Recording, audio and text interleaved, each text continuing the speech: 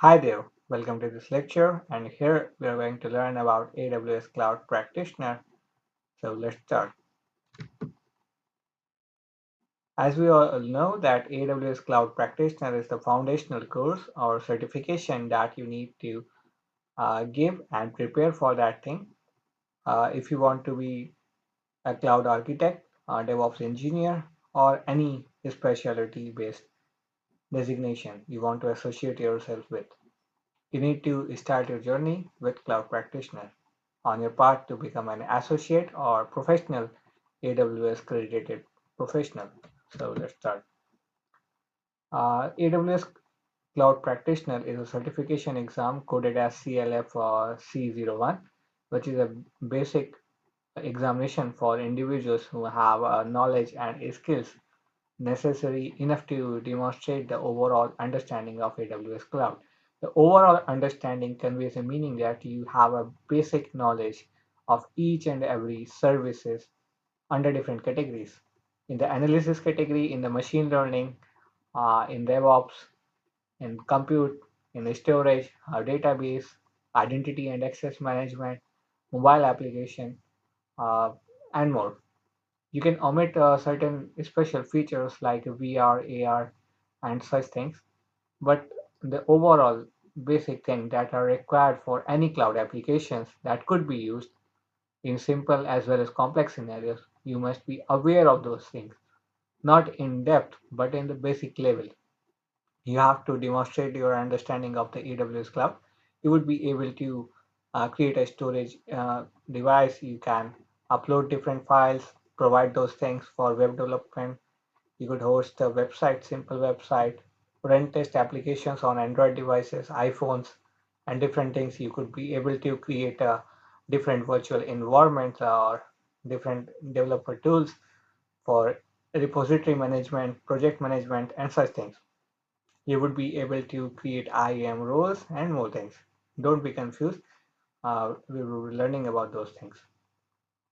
So there are various options. We have the solution architect, the associate developer, system operations, which will be studying a specific technical roles addressed by different certifications. You are not going to learn these things if you are pursuing for the practitioner exam. You have the basic knowledge. The practitioner exam would validate an examiner's ability to define different parameters. You would be able to define what AWS cloud and the basic global infrastructure, be it platform as a service, infrastructure as a service, software as a service, database as a service, and different things. You would be able to define various architectural principles, how you would be defining a different architecture, your enterprise application, and such things.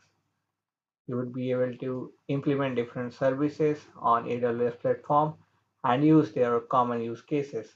You have a basic security and compliance aspect of AWS platform and share a different security model. You should be able to define the billing, account management, and the pricing model. You could optimize the pricing, reduce the uh, utility factor, upgrade as your demand, and minimize the cost, maximize the output. You have to identify different sources of documentation like technical assistance such as white papers and support tickets. You could raise support tickets in case of any trouble, and AWS team would be available there to support your scenario. You could be able to describe basic core characters, deploying and operating on the cloud. Then the examination part for AWS Cloud Practitioner would consist of two categories, a multiple choice and multiple response. There are two types of questions in the examinations, and the multiple choice will have only one correct response and three incorrect responses. There would be in total four options. It will be multiple choice based. You have to select any one option, which will be correct. And the multiple response has two correct responses out of five options. So you have to select two correct responses from the given five options. You have to select one or more responses that best compete with the statement, and you have to answer those things. Unanswered questions would be scored as incorrect. There is no penalty for guessing, so you can guess mark. There is no negative marking, and you will be having an unscored content. Uh, where are items that are not scored just to gather statistical information that in which topic you are proficient or such things. They are not evaluated, and it does not affect your score. Then this examination is fail or pass examination. So you need to pass in order to get the certification. There is no certificate of participation like of thing. You have to take the exam. You have to score the minimum passing score. The exam would be of 1000 marks and the minimum passing score is 700. So you have to score 70% marks in order to get the AWS certification. Your score will show you how you performed in the examination as a whole and whether you passed or not. If you have explored the AWS services and tried deploying simple instances and learned those things at the basic level, you would definitely score a high number with the passing examination, passing marks on the AWS Cloud Practitioner examinations. You don't need to worry if you have given time to AWS applications. Uh, if you can spend more than 2 hours in a day, then you can learn those things in a 2 or 3 month period. If you can devote less time per day or per week, you have to give more time in order to get the desired skills. Or you could simply go through the questions or sample questions available on the net. You don't need to prepare very hard for this examination. You don't need to worry. The exam score will contain a table of classifications for your performance at each section. The information is designed to provide general feedback concerning your examination performance. So it will reflect everything and you would be given a certification. So here we should go with the syllabus part. Here the syllabus is divided into four categories: the cloud concept, security, technology, billing, and pricing. Each consists of different weightage.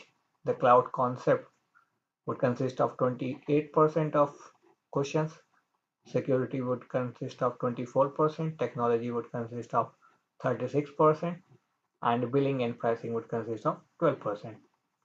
The services that you are using would be covered in the technology and cloud concept. The security would be evaluated based on your IAM roles and different identity and access management tools. And billing and pricing would optimize your skill over this thing. So with the cloud concept, you must be able to define different concepts of AWS cloud and its value proposition. Then you need to identify different aspects of cloud economics and list different cloud architecture design principles like platform as a service, software as a service, infrastructure as a service, and how you could leverage those things, the private cloud, public cloud, and such things. And in the security section, you would be able to define different AWS shared responsibility model.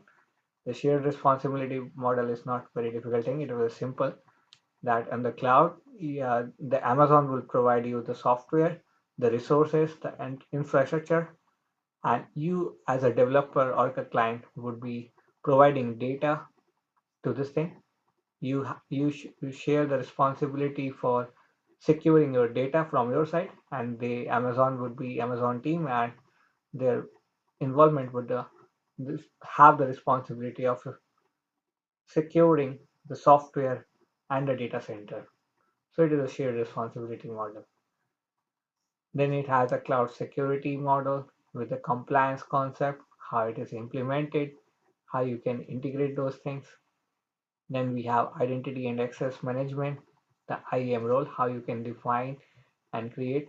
Then there will be resources for security support and reporting like CloudWatch and logs, whatever you could monitor, the Cloud Trail and different things. Then we have the technology section where we would be able to define models for deploying and operating on AWS cloud. We will be deploying different applications like S3, storage, compute, with EC2, Elastic Compute Cloud, and more things. Then we will be able to define AWS Global Infrastructure, the core AWS services that are part of most of the applications and resultant solutions. Then we have the resources for technological support like question raising, the ticket raising, and the documentation and different part that you get. Then the fourth and final section is billing and pricing. You would be able to compare and contrast various pricing model for AWS based on resource utility, time, utilization. You would be able to recognize and optimize different things related to AWS billing and pricing. Then you have the identify a resource available for billing support. You have to issue this billing concept. Then you would be well and good to take this examination and gain a certification if you pass. And don't worry if you don't pass in the first attempt or the second attempt or the third attempt. You have number of attempts to take in order to achieve the certification. If you fail first time, you can give it second time. If you fail second time, you could give third time till whenever you want until you pass. So there is not do not need to hesitate or fear. You simply need to give some time